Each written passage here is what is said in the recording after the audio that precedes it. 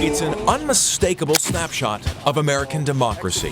One American, a 35-word oath, and the world bearing witness to the start of a new presidency. Help me God. Congratulations, Mr. President.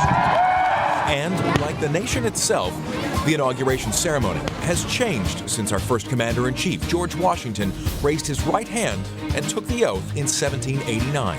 In fact, the first ceremony was nowhere near Washington, D.C., but in New York City, the temporary capital.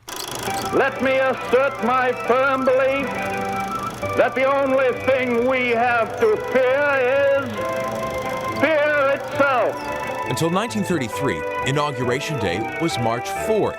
But in order to shorten the time between Election Day and the new term, Congress changed the date to January 20th. And now, this is the 7th time the date has fallen on a Sunday, forcing planners to move the public ceremony to Monday. Beyond the ceremony, inaugural day parades have evolved to reflect a changing America. The first parade was essentially the equivalent of an 18th century flash mob. As George Washington made his way from his home in Mount Vernon to New York, local militias joined the journey, starting the tradition of public presidential display.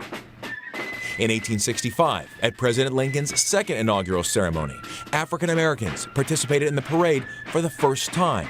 And in 1917, women locked step in Woodrow Wilson's second inaugural parade, 2 years before they were allowed to vote.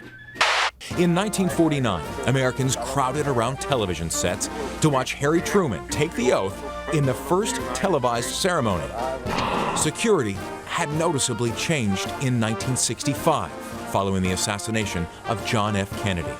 Lyndon Johnson was the first president to ride in a bulletproof limousine to the ceremony.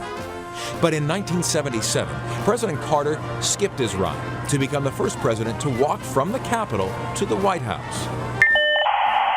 20 years later, the world logged on to watch President Clinton's inauguration, the first ever to be carried online. William Jefferson Clinton. In a post-9/11 world, inauguration security reached a new high in 2005 for President Bush's second swearing-in. Snipers and armored vehicles surrounded the event. And in 2009, 1.8 million people watched Barack Obama become the 44th president of the United States. God bless the United States of America.